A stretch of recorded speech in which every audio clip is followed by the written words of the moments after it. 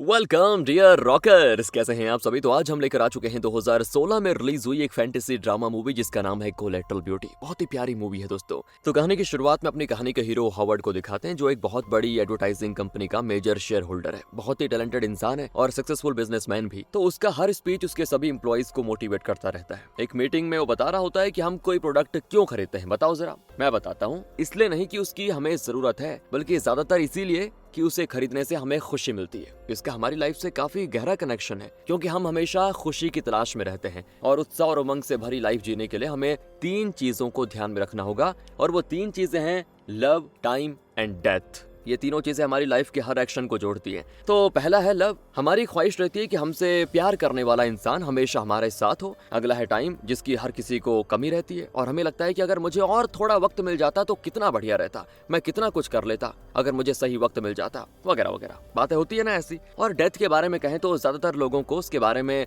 सोचते हुए भी डर लगता है। अपनी या अपने परिवार की किसी की मौत का भी हम सामना नहीं करना चाहते हैं ना। तो ये तीनों ही हमें लाइफ से कनेक्ट करती है दोस्तों। इस तरह बिजनेस और लाइफ को जोड़कर वो बहुत ही बढ़िया स्पीच देता है और सभी बहुत ही इंस्पायर्ड होते हैं उससे। तो यहाँ से 3 साल के बाद हॉवर्ड को दिखाते हैं। उसकी लाइफ पूरी तरह उलट चुकी है। अब वो लगभग एक चलती फिरती लाश की तरह जी रहा है। 2 साल पहले हॉवर्ड की बेटी की मौत हो गई थी और उस दुख, उस खालीपन से हॉवर्ड आज तक बाहर नहीं निकल पाया। ऊपर से बेटी की मौत के बाद उसकी वाइफ हॉवर्ड को छोड़कर चली गई। जो इंसान हर किसी को इंस्पायर करता था दोस्तों, अब वो एकदम चुप रहता है। ना किसी से बात करता, ना खाता है, ना सोता है अच्छे से। मतलब ऑफिस भी जाता है तो शब्द नहीं कहता किसी से। इस कंपनी के 3 और पार्टनर्स हैं दोस्तों, जो कि हॉवर्ड के बहुत ही क्लोज फ्रेंड्स भी हैं। तो ये आदमी जिसने ये चश्मा पहना हुआ है ना, यह है सिमोन, और दूसरा है एडवर्ड, और तीसरी क्लेयर। ये तीनों कंपनी में पार्टनर्स होने के अलावा हॉवर्ड के बहुत ही अच्छे दोस्त भी हैं और इसीलिए उन्हें हॉवर्ड की, उसकी सेहत की, उसकी मानसिक हालात की बड़ी चिंता होती है। और तो और हॉवर्ड की वजह से उन्हें कंपनी के भविष्य की भी चिंता होती है कि हॉवर्ड का आइडिया नहीं रहेगा तो हम करेंगे क्या।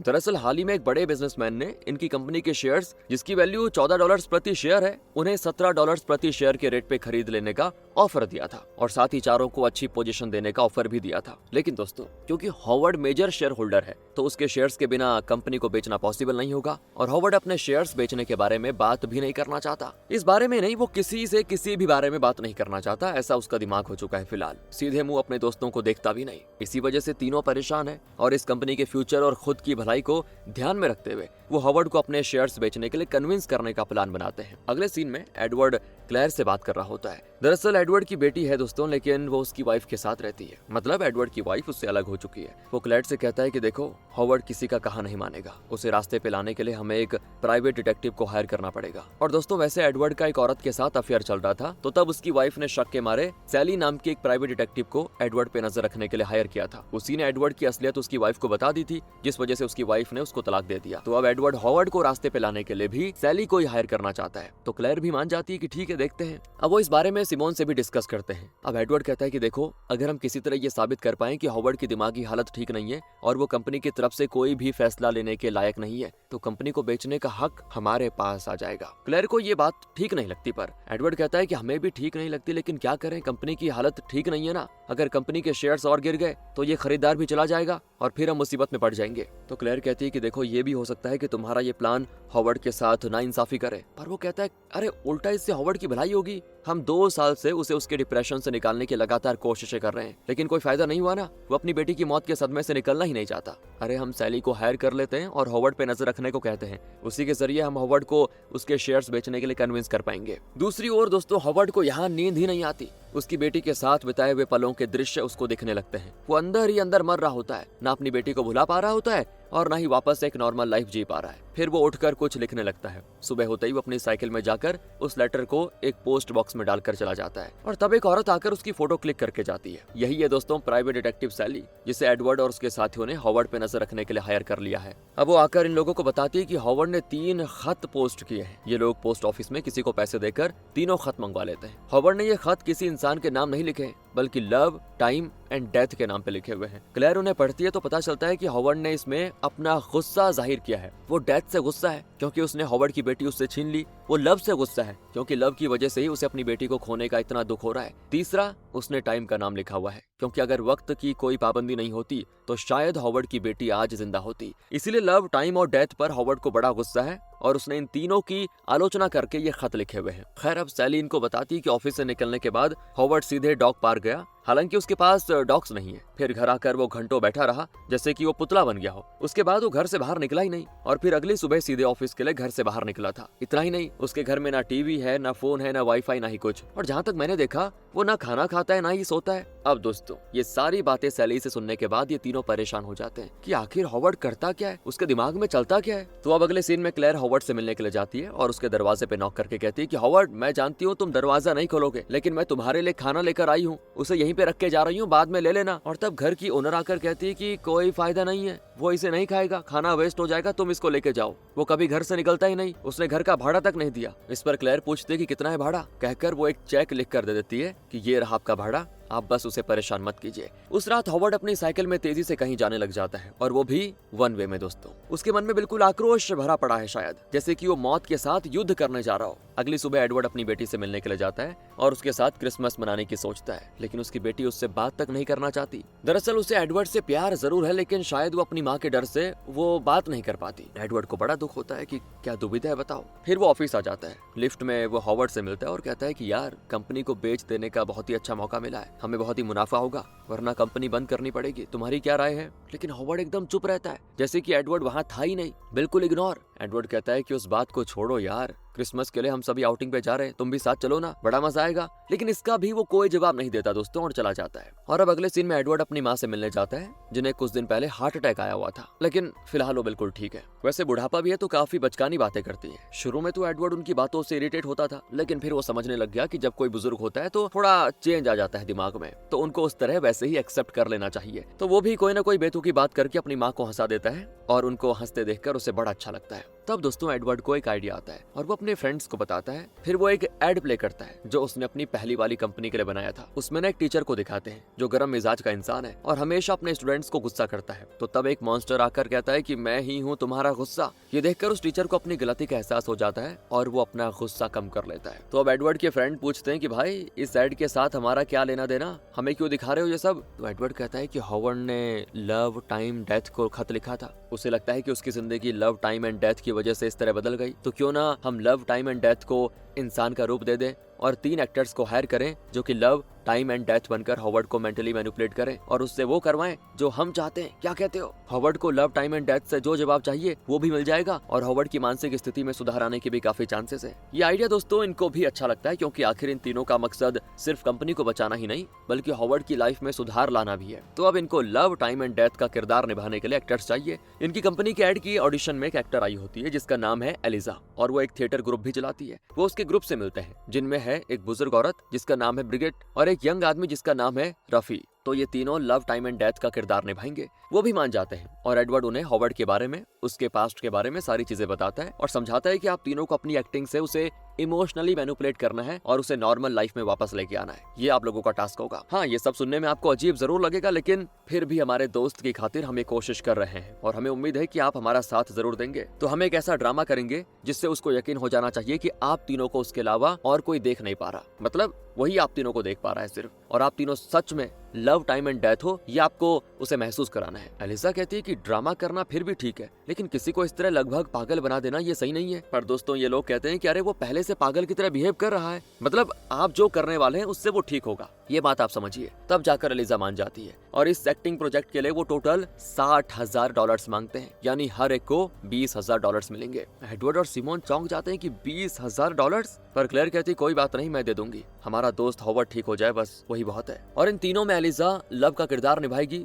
ब्रिगेट बनेगी डेथ और राफी बनेगा टाइम। और अब अगले सीन में सिमोन ब्रिगेट को हॉवर्ड का वो खत दिखाता है जिसमें हॉवर्ड ने डेथ पर गुस्सा होकर लिखा था कि सब तुमसे डरते होंगे लेकिन मैं तुम्हें अपने पैरों की धूल समझता हूँ। और तब सिमोन खांसने लगता है, मतलब वो नॉर्मल होने की कोशिश करता है, लेकिन ब्रिगेट समझ जाती है कि जरूर उससे कोई बीमारी है, लेकिन वो उसको छुपाना चाह रहा है दोस्तों फिलहाल। दूसरी ओर राफी को भी उसके किरदार की प्रैक्टिस मिलती है जो कि क्लेयर दे रही होती है। हॉवर्ड ने टाइम के नाम जो खत लिखा था उसे राफी पढ़ता है, जिसमें हॉवर्ड ने लिखा था कि तुम किसी काम के नहीं हो, तुम्हें बस लोगों से उनकी खुशियां छीनने आता है और कोई फायदा नहीं है तुम्हारा। ये सब पढ़कर राफी पूछता है कि मुझे हॉवर्ड के सामने जाकर करना क्या होगा, पर क्या मुझे उससे गुस्सा होना या फिर कुछ और कहना है बताओ। तो क्लेयर कहती नहीं, हॉवर्ड बहुत ही नरमदिल इंसान है, वो कभी किसी का बुरा नहीं चाहता, इसीलिए जैसा मैं कहती हूँ तुम्हें बस वही करना है। दूसरी ओर एडवर्ड एलिजा को सिखाता है कि उसे लव बनकर हॉवर्ड से क्या कहना है। हॉवर्ड ने एक्चुअली लव के नाम लिखे हुए खत में सिर्फ ये लिखा था कि dear love good bye. Eliza पूछती कि इसके जवाब में मैं क्या ही कह सकती हूँ। तो एडवर्ड कहता है कि तुम हॉवर्ड से ये कहना कि तुम भले ही प्यार को गुड बाय कह दो, उसे नकार दो, लेकिन तब भी वो तुम्हारे अंदर जिंदा रहेगा। दूसरी ओर हॉवर्ड साइकिल में ग्रीफ सपोर्ट ग्रुप में शामिल होता है, यानी कि एक ऐसा ग्रुप जिसमें ज्वाइन करके लोग अपने दुख दर्द शेयर कर सकते हैं, जहां उन्हें साइकोलॉजिकल काउंसलिंग दी जाती है, जिससे कि उनका स्ट्रेस डिप्रेशन वगैरह कम हो जाए। हॉवर्ड वहां जाना तो चाहता है, लेकिन बाहर रुक जाता है, क्योंकि वहां हॉवर्ड को उनके साथ अपनी लाइफ में हुई ट्रेजेडी शेयर करनी पड़ेगी, और फिर उसको दोबारा से वो सारी चीजें दिमाग में आएंगी तो दुख ही होगा और कुछ भी नहीं। इसलिए वो अंदर नहीं जाता और डॉग पार्क में जाकर बैठ जाता है। तब वहां पे ब्रिगेड आती है और उससे पूछती है कि तुमने खत में लिखा था कि तुम मुझे अपने पैरों की धूल समझते हो, क्या ये सच है? कहकर वो हॉवर्ड का लिखा हुआ खत भी दिखाती है और कहती है कि मैं हूँ डेथ। कहकर वो उसे हाथ देती है, लेकिन वो अपना हाथ नहीं बढ़ाता और चुपचाप चला जाता है। तो ब्रिगेड उसके पीछे पीछे जाती है और कहती है कि तुम होते कौन हो मुझे मेरी ड्यूटी समझाने वाले? मैं डेथ हूँ और मैं अपना कर्तव्य खूब जानती हूँ। तुमने ये भी लिखा हुआ है कि मैं चाहती हूँ कि तुम्हारी बेटी की जान वापस करके तुम्हारी जान ले सकूं। तुमने लिखा था ना, पर शायद तुम नहीं जानते कि डेथ कोई व्यापार नहीं है कि एक चीज दे दी तो उसके बदले दूसरी चीज ले ली। मौत जिसको आनी होती है उसी को आती है,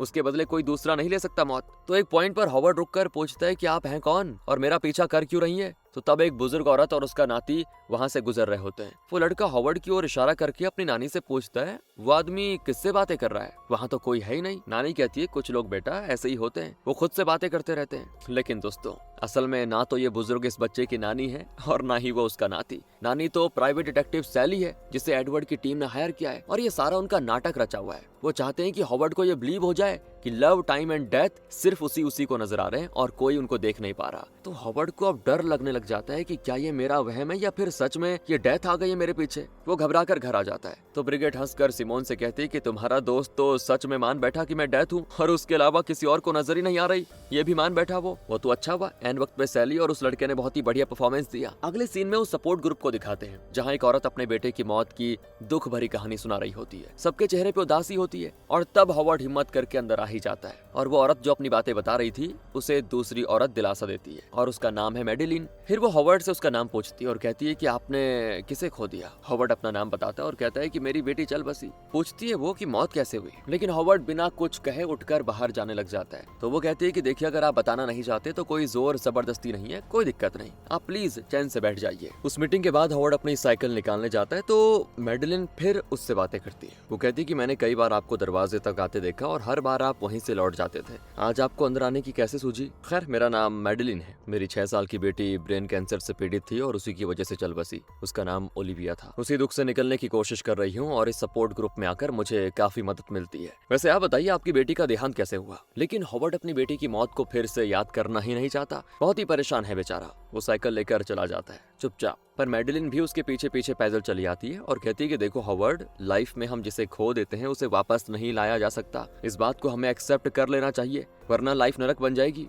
खैर, मेरा घर जाने का वक्त हो गया, गुड बाय। कहकर मेडिलिन चली जाती है। दोस्तों, हॉवर्ड अपने ऑफिस जाता है तो वहाँ बिजनेस की देखरेख करने के बजाय वो डोमिनोज को बिल्ड करके खेल रहा होता है अपना। शायद इस तरह वो अपने माइंड को डाइवर्ट करने और चैन पाने की कोशिश कर रहा है। दूसरी ओर ब्रिगेड सिमोन से कहती है कि मैंने तो अपना काम बखूबी निभा दिया, अगर राफी और एलिजा भी अपना काम पूरा कर लें तो हॉवर्ड को पक्का यकीन हो जाएगा कि हम तीनों ही लव, टाइम एंड डेथ हैं। हाँ, पर तुम हमें जल्दी पेमेंट भी कर दोगे फिर, है ना? तो जल्दी करना यार। पर इस बार ब्रिगेड फिर नोटिस कर लेती कि सिमोन को कोई बीमारी है। वो डायरेक्टली उसी से पूछ लेती है तो वो कबूल कर लेता है कि हाँ, मुझे मल्टीपल माइलोमा है, जो कि बोन मैरो का कैंसर होता है। ब्रिगेड पूछती, क्या तुमने अपनी वाइफ को इसके बारे में बताया है? वो कहता है कि नहीं, उसे पता चलेगा तो वो टूट जाएगी। मेरी मौत मेरे बहुत करीब आ चुकी है, इसीलिए मैं मरने से पहले इस कंपनी में अपने शेयर बेचकर अपनी फैमिली के फ्यूचर को सिक्योर करना चाहता हूँ, ताकि मेरे बाद उन्हें फाइनेंशियली कोई तकलीफ ना हो। और तो और दोस्तों, उसकी बीमारी के बारे में उसने अपने फ्रेंड्स को भी नहीं बताया, लेकिन ब्रिगेड के साथ उसने अपना दर्द शेयर कर लिया। वो भी उसको दिलासा देती है कि ठीक हो जाएगा सब कुछ। दूसरी ओर हॉवर्ड कंपनी में होता है और तब राफी वहाँ पे आता है। वो हॉवर्ड का लिखा हुआ खत उसको दिखाकर कहता है कि मैं हूँ टाइम।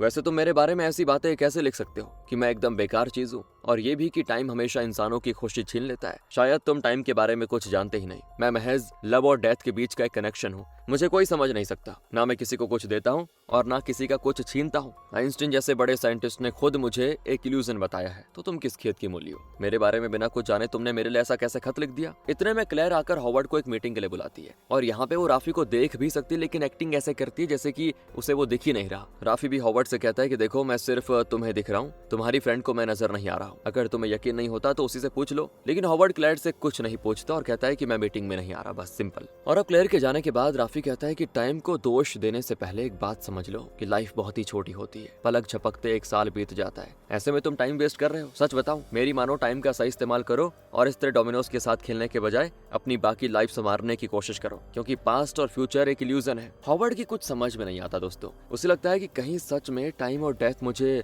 लाइफ की असलियत समझाने के लिए इंसान का रूप लेकर तो नहीं आ गए। अब अगले सीन में क्लेयर राफी से कहती है कि वाह, तुम्हारा परफॉर्मेंस काबिल तारीफ था। वैसे वो आइंस्टीन वाली बात तुम्हें कैसे पता चली? तो वो कहता है कि वो तो मैं स्कूल में पढ़ा था और उस मोमेंट में जो याद आया मैंने बक दिया। वैसे मैंने आपके ऑफिस में कुछ डॉक्यूमेंट्स देखे थे आर्टिफिशियल इंसेमिनेशन के बारे में। दरअसल दोस्तों मैं बताता हूँ, क्लेयर 40 साल की हो गई है, लेकिन सिंगल है और एक स्पर्म डोनर के जरिए वो मां बनना चाहती है। उससे रिलेटेड डॉक्यूमेंट्स देखकर ही राफी उससे पूछ रहा है। तो क्लेयर कहती है कि तुम बहुत ही यंग हो, तुम्हारी समझ में नहीं आएगा। जो काम तुम्हें दिया गया है फिलहाल वो करो। अगले सीन में हॉवर्ड एक रेस्टोरेंट में बैठा होता है और तब एलिजा लव बनकर आती है। हॉवर्ड ने लव के नाम जो खत लिखा था उसे वो हॉवर्ड को दिखाती है और बड़ी नरमी से कहती है कि मैं लव हूँ, तुमने मेरे लिए सिर्फ गुड बाय लिखा था। तुम मुझे जितना भी नकार लो, लेकिन तुम्हारे अंदर मैं हमेशा रहूंगी। तुम मुझे कभी गुड बाय नहीं कह सकते। तुम चाहो तो अपनी लाइफ को बदल सकते हो। लेकिन हॉवर्ड थोड़ा ऑकवर्ड हो जाता है, वो उठकर चला जाता है। शायद अब उसे पूरा यकीन हो गया है कि अगर डेथ और टाइम और लव इंसान के रूप में मुझसे मिल रहे हैं तो जरूर वो सच होंगे। एलिजा दुखी होकर एडवर्ड को बताती है कि बेचारा खाना खा रहा था लेकिन मेरी वजह से उठकर चला गया। तो एडवर्ड कहता है कि उसकी चिंता तुम मत करो, उसने तुम्हें बिलीव कर लिया, यही बहुत है। और अब ये लोग अपना अगला प्लान डिस्कस करते हैं। प्लान ये है कि पब्लिक में ये तीनों हॉवर्ड से मिलेंगे और उसे इतना उकसाएंगे कि वो गुस्से में इन पर चीखे चिल्लाए। सैली उसकी वीडियो बनाएगी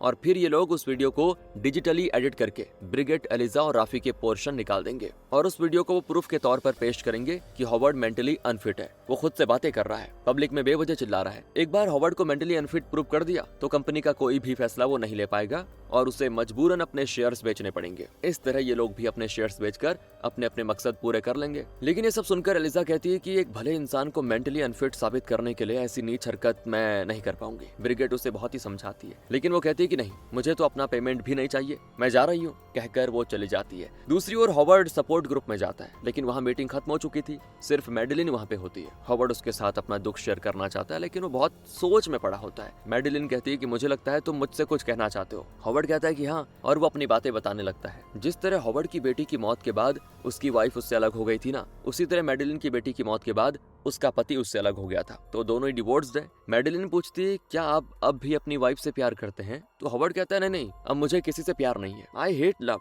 वैसे क्या आप अपने पति से अभी भी प्यार करती हैं? इसके जवाब में मैडेलिन हॉवर्ड को एक खत दिखाती है और कहती है कि हमारे डिवोर्स के दिन आखिरी बार मेरे पति ने मुझे ये खत दिया था। तो उसमें उसके पति ने लिखा होता है, क्यों ना हम अपने पास्ट को भुलाकर फिर एक बार अजनबियों की तरह लाइफ की शुरुआत करें। अगर हम ऐसा कर सकें तो कितना अच्छा रहेगा। ये खत दिखाते हुए मैडेलिन कहती है हाँ, मैं अभी भी अपने पति से बहुत प्यार करती हूँ। बातों ही बातों में दोस्तों हॉवर्ड और मैडेलिन हॉवर्ड के ऑफिस में आ जाते हैं और यहाँ पे हॉवर्ड अपने बारे में बताना शुरू करता है। वो कहता है कि अपनी बेटी की मौत के बाद मैं सदमे में था, मेरी जिंदगी में उदासी के अलावा और कुछ नहीं था। तब मैंने लव, टाइम और डेथ को अलग अलग खत लिखे, लेकिन ताज्जुब की बात यह है कि वो तीनों इंसान के रूप में मुझसे मिले। यहाँ मैडेलिन को उसकी बातें बहुत ही अजीब लगती है, लेकिन फिर भी वो उसकी बातों को पूरी तरह नकारती नहीं और पूछती कि आपने डेथ के खत में क्या लिखा था। वो कहता है कि डेथ पर मुझे जो गुस्सा था ना, उसे मैंने उस खत में लिखा था कि मेरी बेटी की जान लौटा दो और बदले में मेरी जान ले लो। पर डेथ तो एक औरत के रूप में आई और कहने लगी कि डेथ कोई व्यापार नहीं जो एक के बदले दूसरे ले ले। अब मैडेलिन पूछती क्या सच में आपने ये लिखा था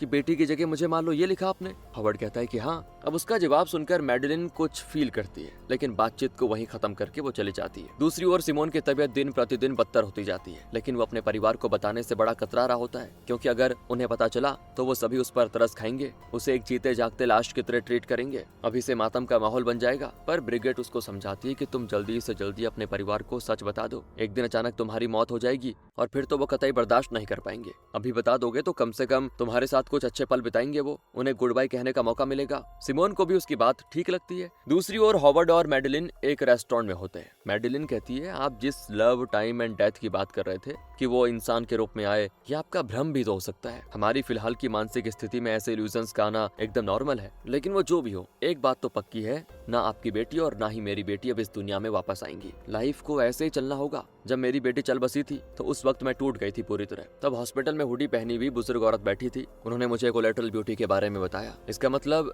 जब हम लाइफ में किसी को खो देते हैं या हमारा चाहता कोई दुनिया से चला जाता है तो हमें दुख होता है, लेकिन उस दुख में एक अच्छाई भी होती है जिसे हम देखने से डरते हैं, पर हमें उस अच्छाई के साथ जुड़ने की कोशिश करनी चाहिए, क्योंकि उस दुख और दर्द का एक साइड इफेक्ट होता है जो कि अच्छा साइड इफेक्ट होता है। उसी को कोलेटरल ब्यूटी कहते हैं। लेकिन दोस्तों, इसने बहुत ही घुमावदार बातें बोल दी है और यही बात हॉवर्ड की समझ में नहीं आती। वो सहमत नहीं होता इस चीज से। उसका मानना है कि जब एक इंसान जो हमारी लाइफ का हिस्सा बन चुका था, अगर वो चला जाए तो उस दुख का साइड इफेक्ट अच्छा हो ही नहीं सकता। खैर, हॉवर्ड इस बारे में और बात नहीं करना चाहता और मैडेलिन एक टैक्सी में चली जाती है वहाँ से। दूसरी ओर एडवर्ड एलिजा से मिलता है और उसे फिर से लव का किरदार निभाने के लिए कन्विंस करता है। कहता है कि मैं तुम्हें 20,000 के बजाय $1,00,000 देने को तैयार हूँ। तुम प्लीज हॉवर्ड को लव पर विश्वास दिलाओ, उसके साथ बात करने की कोशिश करो। लेकिन वो कहती है कि एक मासूम आदमी पर पागल का ठप्पा लगाने में मैं मदद नहीं करूंगी। तुम्हारी बेटी तुमसे मिलना नहीं चाहती, राइट? तो तुम मुझे जिस तरह से कन्विंस कर रहे हो, उसी तरह अपनी बेटी से बात करके उसे कन्विंस करने की कोशिश क्यों नहीं कर रहे हो?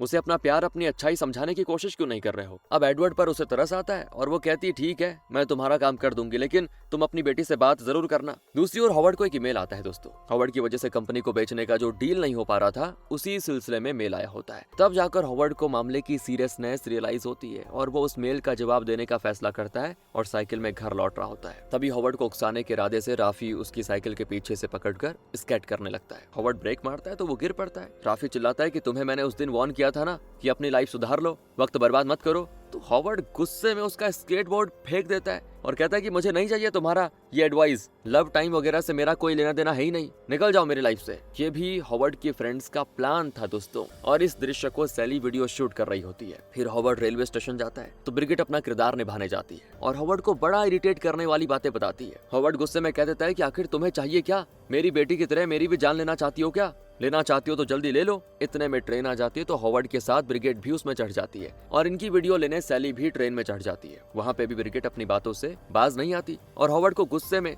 बहुत सारी बातें बोलती है जिसका वीडियो अभी भी शूट किया जा रहा है। फिर हॉवर्ड सड़क पे चल रहा होता है तो वहाँ पे एलिजा आ जाती है और कहती है कि तुम लव से नफरत कैसे कर सकते हो? तुम लव से जितना दूर भागोगे, लव तुम्हारा उतना ही पास आता रहेगा। असल में लव तुम्हारे अंदर है, तुम बस उसको देखना नहीं चाहते। हॉवर्ड कहता है कि मैंने तुम पर विश्वास किया था। जब मेरी बेटी मुझे पापा कहती थी तो उसकी बातों में मुझे प्यार दिखता था, तुम दिखती थी, लेकिन उस प्यार का क्या ही फायदा? मेरी बेटी को तो छीन लिया तुम लोगों ने, अब मैं तुम्हारा विश्वास क्यों करूं? तो एलिजा कहती है, तुम्हें ये जो दुख है ना, ये दर्द है, उसमें भी मैं बसी हुई हूँ। मेरे बिना तुम एक पल भी जिंदा नहीं रह पाओगे। अगले दिन मीटिंग होती है। वहाँ हॉवर्ड की जो वीडियो शूट्स की गई थी उनका एडिटेड वर्जन दिखाया जाता है जिसमें हॉवर्ड ब्रिगेड, एलिजा और राफी पर चिल्ला रहा है, लेकिन वीडियो में उनको निकाल दिया गया है दोस्तों। तो ऐसे लग रहा है कि हॉवर्ड सिर्फ हवा पे चिल्ला रहा है। अब उसको देखकर कंपनी का लीगल एडवाइजर पूछता है कि ये आप इस तरह किस पे चिल्ला रहे हैं? हमें तो वहाँ पे कोई भी नजर नहीं आ रहा। पब्लिक में आप इस तरह बिहेव क्यों कर रहे थे? हॉवर्ड की समझ में नहीं आता कि वो क्या जवाब दे। अगर वो एक्सप्लेन करेगा भी तो पता नहीं ये लोग भरोसा करेंगे कि नहीं। सोचता है कि ये लोग तो मुझे पागल बना देंगे।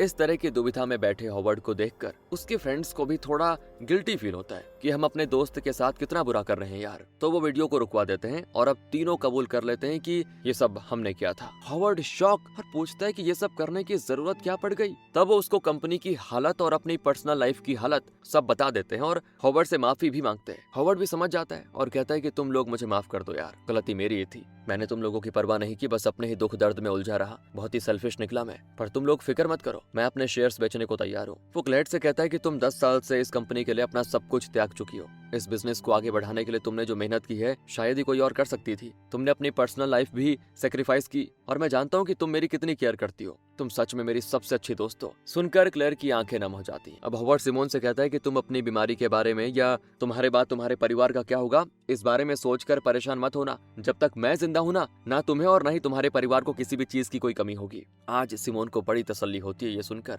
फिर वो एडवर्ड की ओर मुड़ता है। अपना हॉवर्ड, एडवर्ड का सर शर्म से झुक जाता है क्योंकि असल में हॉवर्ड और एडवर्ड ने मिलकर ही ये कंपनी शुरू की थी। क्लेयर और सिमोन तो बाद में आए थे, इसीलिए हॉवर्ड और एडवर्ड एक दूसरे को बहुत ही अच्छे से जानते ही नहीं, समझते भी हैं। फिर भी एडवर्ड ने हॉवर्ड के साथ ये सब किया, इसका वो बहुत दुख फील कर रहा होता है। पर हॉवर्ड को भी उसकी दुविधा समझ में आ जाती है। वो जानता है कि ये तीनों मेरी बहुत ही केयर करते हैं, लेकिन सभी अपनी अपनी पर्सनल लाइफ से भी जूझ रहे हैं। इसीलिए वो एडवर्ड से कहता है, अगर मैं तुम्हारी जगह होता ना भाई, तो मैं भी जरूर यही सब करता। वैसे मैं ही गलत था, मैंने अपनी बेटी को खो दिया, तो इसका मतलब ये नहीं कि मैं तुम्हारी परेशानियों को अनदेखा कर दूं, है ना? तुम जरा भी दुखी मत होना और अपनी बेटी से फिर मिलने की कोशिश करो। मुझे विश्वास है कि वो तुम्हें समझ जाएगी। ये कहकर हॉवर्ड कागजात पे साइन कर देता है। इसके अलावा वो एक और डॉक्यूमेंट पे साइन करता है, लेकिन उसे साइन करते वक्त उसकी आंखें भर आती हैं दोस्तों। अब ये लोग पूछते हैं कि ये दूसरा डॉक्यूमेंट क्या है, तब जाकर उन्हें असलियत पता चलती है। हॉवर्ड ने अपने सारे शेयर्स को एक ट्रस्ट के नाम कर दिया था, जो कि उसने अपनी बेटी के नाम से शुरू किया था। उसे लगा कि उसकी बेटी भले इस दुनिया में नहीं है, लेकिन इस ट्रस्ट के रूप में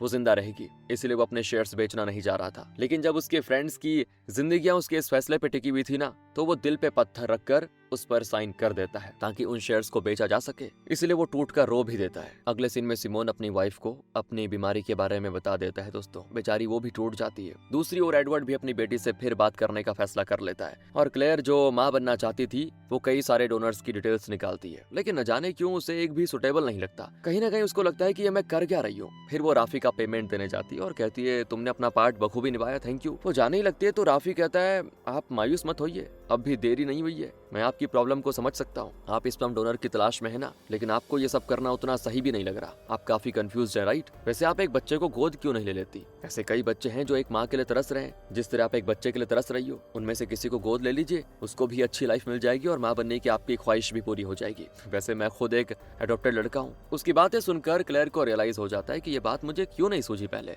इसीलिए वो राफी को एक स्पेशल थैंक यू कहकर जाती है। दूसरी ओर एडवर्ड अपनी बेटी को देखने उसके स्कूल जाता है, पर वो है कि एडवर्ड का मुंह तक देखना नहीं चाहती और कहती है कि मैं कितनी बार कह चुकी हूँ कि मैं आपसे बात नहीं करना चाहती। पर एडवर्ड हार नहीं मानता और कहता है कि मैं नहीं जानता बेटा कि तुम्हारी माँ ने मेरे बारे में तुमसे क्या कहा है, लेकिन मैं बुरा आदमी नहीं हूँ। जब तक तुम मुझे अपना नहीं लोगी तब तक मैं रोज यहाँ पे आकर खड़ा रहूंगा, क्योंकि तुम ही मेरी दुनिया हो। अगर तुम मुझसे मुंह मोड़ लोगी तो पापा को बहुत बुरा लगेगा। वो बच्ची एडवर्ड का दुख समझ जाती है। दरअसल उसे भी अपने पापा से प्यार है, लेकिन अपनी माँ के डर से वो एडवर्ड से बात करने से डरती है दोस्तों। पर अब वो कहती है कि अब आप रोज मुझसे मिलने आते रहेंगे ना पापा, कल मेरी छुट्टी है, क्या आप मुझे बाहर घूमने के लिए लेकर जाएंगे? हाँ, मैं मम्मी को नहीं बताऊंगी। और एडवर्ड की खुशी का ठिकाना नहीं होता। वहाँ सिमोन को देखने के लिए ब्रिकेट आती है। सिमोन उसे उसका पेमेंट देता है और कहता है, मैंने अपनी बीमारी के बारे में अपने परिवार को बता दिया, वो सच को स्वीकार कर चुके हैं। ब्रिकेट कहती है, तुमने अच्छा किया सिमोन। फिर सिमोन भी कहता है कि मरने से पहले मैं आपका कोई प्ले देखना चाहता हूँ। ब्रिकेट कहती है, अगर तुम सही नजरिए से देखो तो इस दुनिया में कोई मरता ही नहीं। इस तरह वो कोई फिलोसॉफिकल बात करके वो कहती है, मैं जल्द ही तुमसे फिर मिलूंगी, कहकर चली जाती है। यहाँ हॉवर्ड मैडेलिन से मिलने उसके घर पे जाता है। क्रिसमस के मौके पर उसने घर को सजा रखा होता है मैडेलिन ने बढ़िया से। वहाँ उसकी बेटी के बनाए हुए ड्राइंग्स वगैरह होते हैं, जिनको देखकर हॉवर्ड को अपनी बेटी की भी याद आ जाती है। उसे बहुत अजीब फील होता है। मैडेलिन को देखकर उसको लगता है कि कुछ देर पहले वो बहुत रोई होगी, क्योंकि उसका चेहरा थोड़ा फूला फूला था, बहुत दुखी भी लगती बेचारी। तो हॉवर्ड पूछ लेता है, वैसे वो संकोच कर रहा था लेकिन पूछ लेता है, क्या आप रोई? तो मैडेलिन कहती है, हाँ, अपनी बेटी के रिकॉर्डेड वीडियोस देख रही थी तो थोड़ा इमोशनल हो गई। क्या आप मेरी बेटी और मेरे पति की वीडियोस देखना पसंद करोगे? हॉवर्ड कहता है, ठीक है। वो भी प्ले करती है और यहाँ एक बड़ा सच रिवील होता है। हॉवर्ड और मैडेलिन पति पत्नी थे दोस्तों, और इनकी बेटी की मौत हो गई थी। उसकी मौत के बाद दोनों ही इतने सदमे में चले गए थे कि उन्होंने एक दूसरे को देखना तक बंद कर दिया। दोनों को फील हुआ कि अब हमें साथ जीकर करना ही क्या है। दोनों बहुत दुखी थे और उन्होंने एक दूसरे को तलाक दे दिया। लेकिन तलाक के दिन हॉवर्ड ने मैडेलिन को एक खत दिया था, वही खत जो शुरू में मैडेलिन ने हॉवर्ड को दिखाया था, जिसमें हॉवर्ड ने लिखा हुआ था कि क्यों ना हम पास्ट की सारी बातें भूलकर एक नई शुरुआत करें। अगर हम फिर से अजनबियों की तरह मिलकर पहले से शुरू करें तो कितना अच्छा रहेगा। हॉवर्ड चाहता था कि अगर दोनों कुछ वक्त के लिए अलग रहेंगे तो शायद इनका दुख थोड़ा कम हो जाएगा। कि साथ रहेंगे तो उन्हें एक दूसरे को देखकर हमेशा बेटी की याद आती रहेगी और उनका दुख बढ़ता ही जाएगा। इसीलिए दोनों अलग हो गए थे और अजनबियों की तरह मिले, और आज हॉवर्ड यहाँ पे आया हुआ है एक अजनबी की तरह। मैडेलिन अभी भी एक अजनबी की तरह पूछती है, वैसे आपकी बेटी का नाम क्या था? और हॉवर्ड की आंखों में आंसू आ जाते हैं। वो कहता है कि यही है मेरी बेटी, का भी नाम ओलिविया था, और इस वीडियो में जो दिख रहा है ये मेरी लाइफ के सबसे हसीन पल थे, कहकर बहुत रोता है बेचारा। दरअसल हॉवर्ड यहाँ मैडेलिन से यही कहने के लिए आया था कि हम पुरानी बातों को भूलकर एक नई लाइफ शुरू करेंगे। मैडेलिन भी इमोशनल हो जाती है और दोनों हक कर लेते हैं एक दूसरे को, और जैसा दोनों ने चाहा था वो अजनबियों की तरह मिले और अब एक नई लाइफ की शुरुआत करने जा रहे हैं। यहाँ से पास्ट का सीन दिखाते हैं दोस्तों। याद है मैडेलिन ने हॉवर्ड को बताया था कि जब ओलिविया की मौत हो गई थी तो हॉस्पिटल में बैठ के रो रही थी मैं, और तब हुडी पहनी हुई बुजुर्ग औरत आई और उसने मुझे कोलेटरल ब्यूटी के बारे में बताया कि जब हमारा चहिता इस दुनिया से चला जाता है तो हमें बहुत ही दुख होता है, लेकिन वो दुख भी आने वाली एक खुशी का जरिया होता है। उसी को कोलेटरल ब्यूटी कहते हैं। वो बुजुर्ग औरत कोई और नहीं, ब्रिगेड थी। वैसे हॉवर्ड के फ्रेंड्स के कहने पर वो एक्टिंग करने आई थी, लेकिन हॉवर्ड की बेटी ओलिविया की मौत के वक्त वो मैडेलिन के साथ थी दोस्तों। वैसे ये इत्तेफाक था सिर्फ, आपको क्या लगता है? नहीं, इत्तेफाक नहीं था। यहाँ पे एक बड़ा ट्विस्ट आता है। अगले सीन में हॉवर्ड और मैडेलिन एक नई लाइफ की शुरुआत करने का फैसला करने जा ही रहे होते हैं कि तब हॉवर्ड मुड़कर देखता है तो पीछे एक ब्रिज पर खड़े होते हैं ब्रिगेड, एल्जा और राफी। ट्विस्ट बताऊं क्या है दोस्तों? वो ये है कि तीनों अब सिर्फ हॉवर्ड को दिख रहे हैं, मैडेलिन को नजर नहीं आ रहे, क्योंकि ये तीनों सच में ब्रह्मांड के द्वारा भेजे गए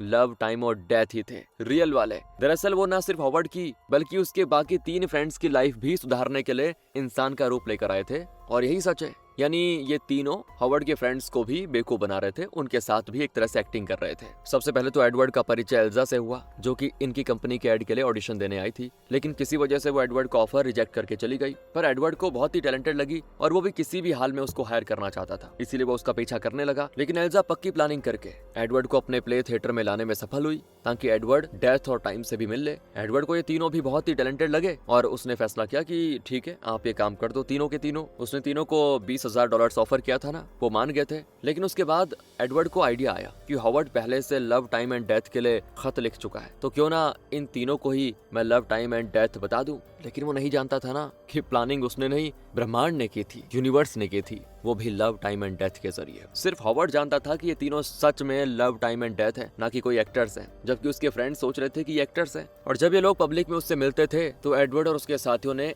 ऐसी सेटिंग की थी जिससे कि हॉवर्ड को लगे कि लव, टाइम एंड डेथ को सिर्फ वही देख पा रहा है। अगर हॉवर्ड चाहता तो किसी और से भी पूछ सकता था, क्या तुम भी इनको देख पा रहे हो या नहीं, लेकिन उसने ऐसा नहीं किया, क्योंकि उसे कोई शक था ही नहीं इन तीनों पे, क्योंकि ये तीनों सच में लव, टाइम एंड डेथ थे। इसलिए अपनी बेटी को खोने का दुख, गुस्सा, ये सब उसने इन तीनों पे निकाला, क्योंकि वो इन तीनों को ही अपनी बेटी की मौत का जिम्मेदार मानता है। लव, टाइम एंड डेथ ने न सिर्फ हॉवर्ड की लाइफ बदली, बल्कि उसके बाकी फ्रेंड्स की लाइफ भी संवार दी। राफी यानी टाइम ने क्लेयर से कहा था कि अभी बहुत देर नहीं हुई है, एक बच्चा पैदा करने के बजाय इस उम्र में तुम बच्चा गोद ले सकती हो। तब क्लेयर ने बच्चा गोद लेने के बारे में सोचा। एल्जा यानी लव ने एडवर्ड से कहा था कि अपनी बेटी के लिए तुम्हारे दिल में जो प्यार है उसे छुपाकर क्या फायदा, उसे जाहिर करो, अपनी बेटी से बात करो। तब जाकर एडवर्ड को अपनी बेटी से बात करने की हिम्मत आई और उसकी बेटी भी उसका प्यार समझ गई। दूसरी ओर ब्रिगेड यानी डेथ, उसने सिमोन से कहा कि अगर तुम सही नजरिए से देखो तो इस दुनिया में कोई नहीं मरता, मैं जल्द ही तुमसे फिर मिलूंगी। मतलब वो जल्द ही सिमोन को अपने साथ लेके जाएगी, यानी सिमोन की मौत हो जाएगी दोस्तों जल्दी। यहाँ एक और बात भी पता चलती है कि असल में डेथ मैडेलिन